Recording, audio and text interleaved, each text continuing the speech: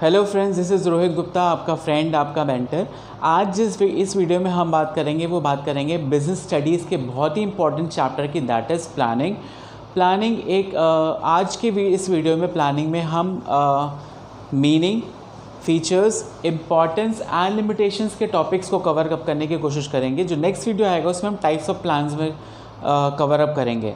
इससे पहले जो वीडियोस मैंने बनाए थे प्रिंसिपल्स ऑफ मैनेजमेंट के, that was on FW Taylor के प्रिंसिपल्स ऑफ मैनेजमेंट और हेनरी फ्योल के प्रिंसिपल्स ऑफ मैनेजमेंट। मैंने वो वीडियोस बनाए थे, तो वो आप चेक कर सकते हैं। तो जो मेरे चैनल को पहली बार देख रहे हैं, वीडियोस देख रहे हैं, just go and share and subscribe my channel और बेल आइकन को हिट करना ना भूलें, क्योंकि आगे आने वाले टाइम में मैं और भी वीडियोस अपलोड करने वाला हूँ रिलेटेड टू सिमिलर टॉपिक्स। बाकी और भी मेरे चैनल में प्लेलिस्ट हैं, मोटिवेशन से रिलेटेड है, एजुकेशन से रिलेटेड है, करियर काउंसलिंग से रिलेटेड है और लाइफस्टाइल एंड फैशन से रिलेटेड है। वो भी आप चेक कर सकते हैं, बट बेल आइकन को हिट करना ना भूलिएगा और सब्सक्राइब करना नहीं भूलिएगा। चलिए, without any further delay let's get started. तो ये हमारा प्लानिंग का फर्स्ट वीडियो है, जिसमें हम देखेंगे कि what is planning, meaning of planning, features, limitations and importance. तो चलिए स्टार्ट करते हैं हम।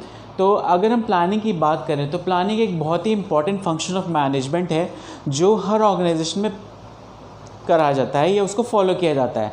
जब भी कोई ऑर्गेनाइजेशन ओपन होती है तो first of all they plan each and every activity of the organisation की। एक तो माइंड में उनका ऑब्जेक्टिव होता है कि किस ऑब्जेक्टिव को उनको फुलफिल करना है।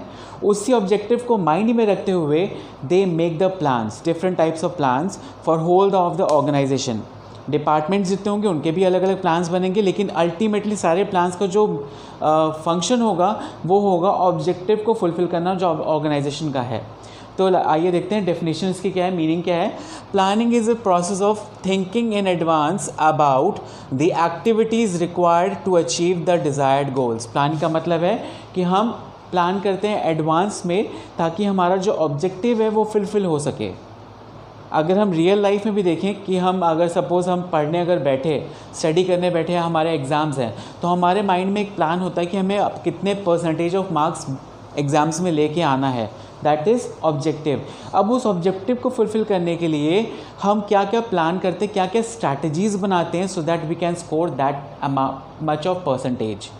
तो that is thinking in advance about achieving the objective of the organisation, that is planning. अब राइट, ये क्लियर हो गया। उसके बाद हम आते हैं फीचर्स में। नाउ फीचर्स में फर्स्ट है focuses on objectives. Focuses on objective means planning का जो मेन फीचर है वो ये है कि प्लानिंग हमेशा किस पे फोकस करती है, हमारे ऑब्जेक्टिव पे। कंपनी का ऑब्जेक्टिव क्या है, इंडिविजुअल का ऑब्जेक्टिव क्या है, उस पर ज़्यादा फोकस करती है, so that we can achieve the objective.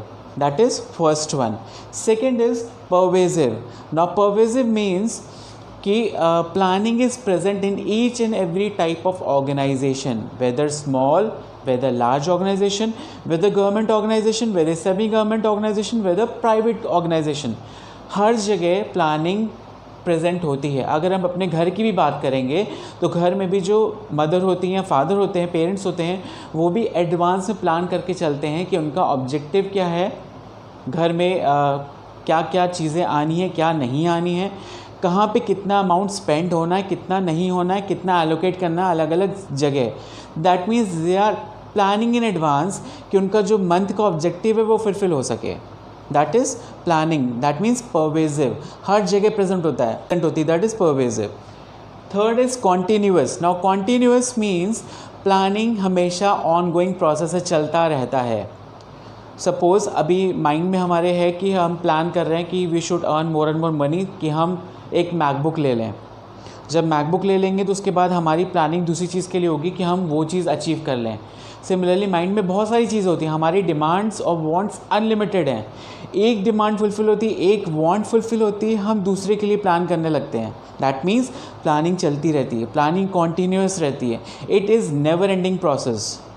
Now coming on to the next point, that is futuristic. Now futuristic means whenever we plan any activity related to any organization या individually हम planning कर रहे हैं, तो उसके लिए क्या होता है कि हम क्या करते हैं, फ्यूचर में पीप करते हैं। That means we look forward, we look ahead. हम फ्यूचर को देख के अभी के लिए, अभी से प्लान्स करना स्टार्ट करते हैं। That means planning is looking ahead and preparing for the future, that is futuristic. Future में जो होने वाला है, जो चेंजेस आने वाले हैं, जो चीज़ें होने वाली हैं, उनके लिए we are planning now, that is futuristic. Next is primary function. Now primary function means planning is the primary function. That means it is the base of all other function after the planning.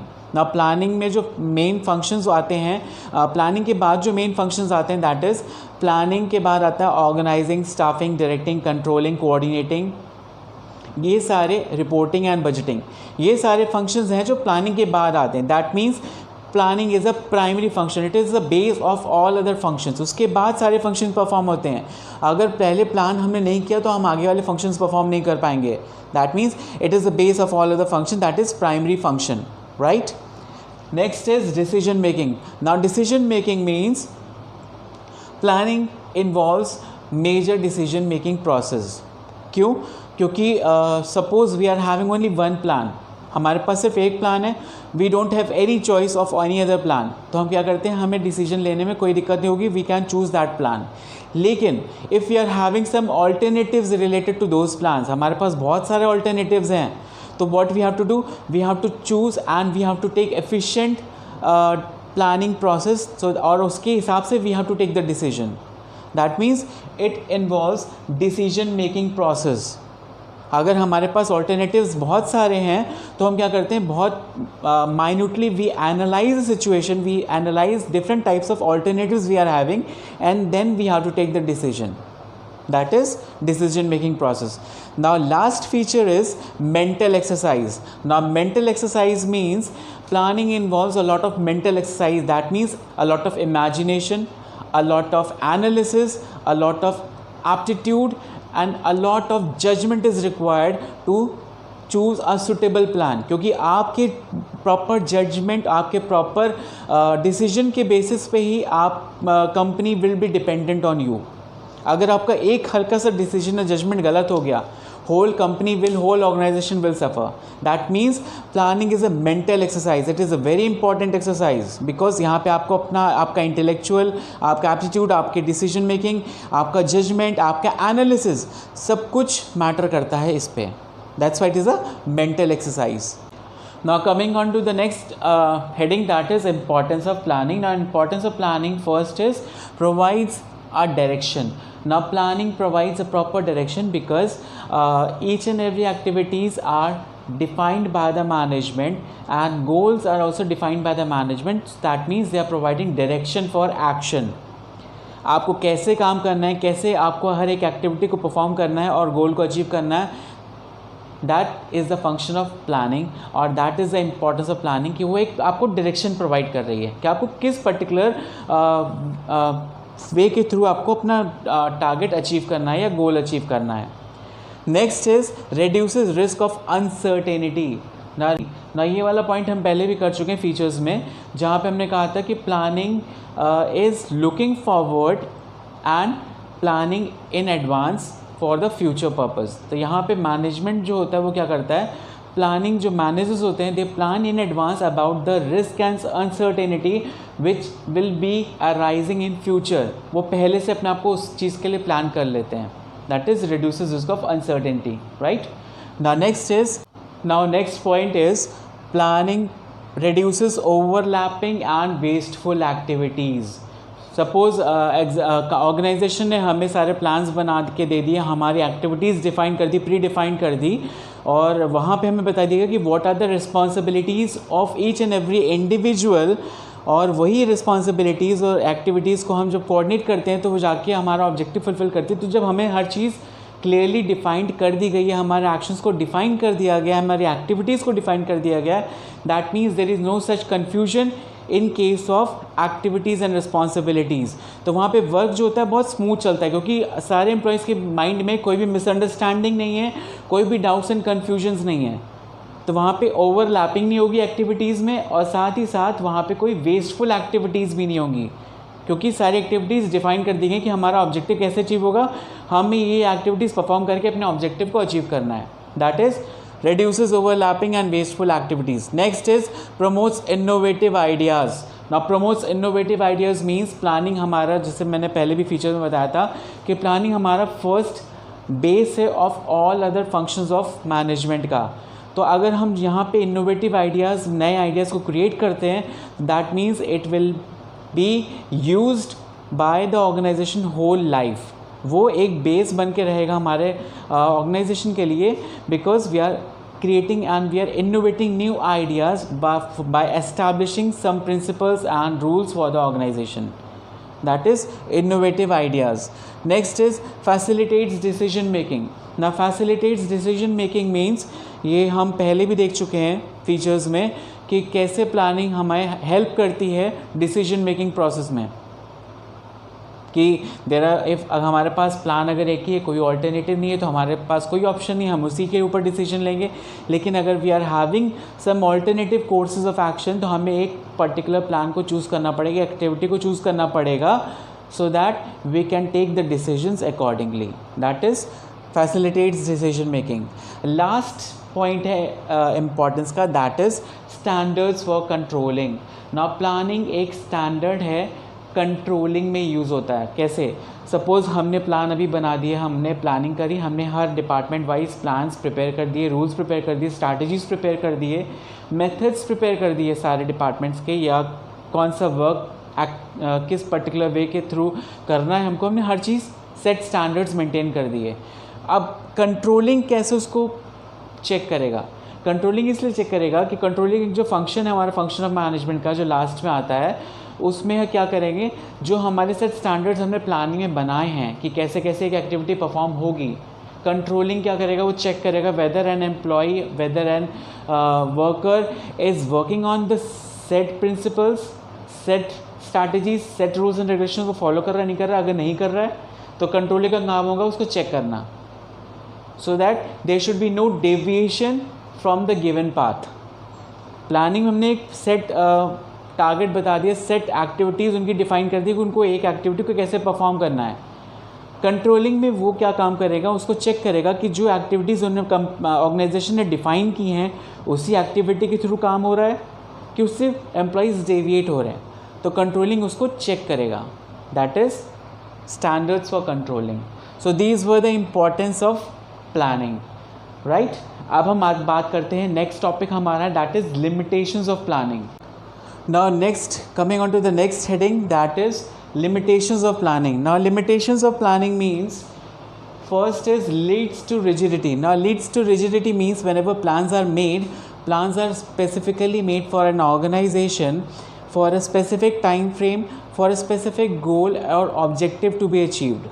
तो जब ये सारी चीज़ें fix है कि एक these plans are made to achieve this particular target for this particular period of time, तो वहाँ पे managers are also unable to change the plan. तो वहाँ पे एक रिजिडिटी आ जाती है, they can not change the plan according to the circumstances और situations arising in the organisation.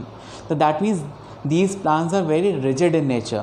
तो कहीं ना कहीं एक डिसएडवांटेज हो जाता है कि कंपनी में managers are unable to change the plans as per the situations arising in the organisation. Now second point in limitation is not work in dynamic environment. Not work in dynamic environment means company का जो एक organisation का जो एक business environment होता है that is dynamic in nature. Dynamic means that keeps on changing because there are various dimensions which affect the business organisation, जिसमें कि कौन कौन सी डायमेंशंस होती हैं, may be legal dimension, may be physical, may be economical, may be social, ये सारी dimensions होती हैं, पॉलिटिकल डायमेंशन, ये सारी डायमेंशंस होती हैं जो कहीं ना कहीं एक बिज़नेस को, ऑर्गेनाइजेशन को इफ़ेक्ट करती हैं। तो वहाँ पे क्या होता है, जब ये सारी चीज़ें इफ़ेक्ट करती हैं तो जो प्लान हमने पहले प्रिपेयर करके रखे होते हैं एक ऑर्गेनाइजेशन के लिए, वो हमें चेंज करने पड़ते हैं। That's why it is dynamic in nature. Environment जो होता है डायनेमिक होता है, तो प्लान्स वहाँ पे प्रॉपर फॉलो नहीं हो पाते, या हम ये कह सकते हैं कि जो हमने प्लान्स बनाए हैं वो प्लान्स प्रॉपर फॉलो तो करते हैं लेकिन ये सारे जो डायमेंशंस है वो उनको इफ़ेक्ट करते हैं। तो दैट्स वाई ये जो प्लानिंग है ये इस एनवायरनमेंट, डायनेमिक एनवायरनमेंट में नहीं चल पाती है। Coming on to third is reduces creativity. Now reduces creativity means कि जो हमारे सेट प्लान्स हैं, जो हमारे रूल्स हैं, जो हमारी स्ट्रैटेजीज हमने एम्प्लॉयज़ के लिए बना के दे दी हैं कि you have to do this work in a particular way, ठीक है, you don't have to use your mind, आपको जैसे एक्टिविटी कही गई आपको वैसे ही परफॉर्म करनी है। तो यहाँ पे हम क्या कर रहे हैं, एम्प्लॉयज़ से कह रहे हैं कि डोंट यूज़ योर क्रिएटिविटी, आप अपना माइंड मत यूज़ करो, आपके पास जो सेट गाइडलाइंस हैं, जो भी एक्टिविटीज़ आपको दी गई हैं, आपको वैसे ही परफॉर्म करके देना है, whether it is right whether it is wrong, you have to do it. तो वहाँ पे हम क्या कर रहे हैं, क्रिएटिविटी रिड्यूस कर रहे हैं। अगर एम्प्लॉई चाहे तो उसको बहुत अच्छे तरह से कर सकता है by using his mind, but हम वहाँ पे क्या कर रहे हैं, जब हमने प्लान उनको उठा के दे रखा है, that means they have to follow blindly that plans, right, that is reduces creativity. Next is huge cost. Now huge cost means कि ऑर्गेनाइजेशन में प्लान्स अगर उनको प्रिपेयर कराना है या प्लानिंग करनी है स्टार्टिंग में, it requires a huge expenditure. क्यों? क्योंकि they have to arrange special man power for doing this activity full time, okay, they have to make reports, they have to do continuously do analysis, उसके बाद जाके proper plans बन पाएंगे। They have to prepare reports, they have to summarise previous years reports and analyse those reports and then plan for the future activity. That means it requires huge expenditure, that's why it is impractical for a small organisation. Last point is time consuming. Obvious सी बात है, जब आप huge cost लगेगी, employees को आप use करोगे किसी पर्टिकुलर वर्क के लिए, उसको आप एंगेज करोगे अदर देन रूटीन वर्क, और वो प्लानिंग में ही लगा रहेगा, रिपोर्ट्स का एनालिसिस समराइज़ करेगा, जस्टिफिकेशंस निकालेगा, तो इट रिक्वायर्स ह्यूज टाइम, तो उसमें टाइम बहुत ज़्यादा लगेगा। That's why it is time consuming and very expensive procedure, right. तो these were the limitations of planning. So guys, अगर ये वीडियो में आपने देखा कि I have explain the meaning, I have explain the features, I have explain the importance, I have explain the limitations. अब जो next video coming video आएगा मेरा, उसमें मैं बाकी सारे टॉपिक्स प्लानिंग के कवर अप करने वाला हूँ।